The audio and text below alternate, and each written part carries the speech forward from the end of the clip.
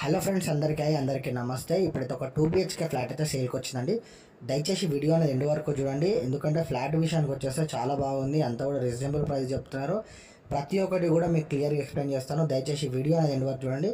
ఇప్పుడు ఫ్లాట్ విషయానికి వచ్చేస్తే మనకు ఈస్ట్ వెస్ట్ ఫేసింగ్ అయితే అవైలబుల్గా ఉందండి. కంప్లీట్గా మనకు 1110 SFTలు అయితే ఉంటుంది, లెవెల్ 10 SFTలు అయితే ఉంటుంది. దీంట్లో కార్ పార్కింగ్ లిఫ్ట్ అయితే ఉందండి. యూడిఎస్ వచ్చేసి 40 గజాలు యూడిఎస్ వస్తుంది మనకు.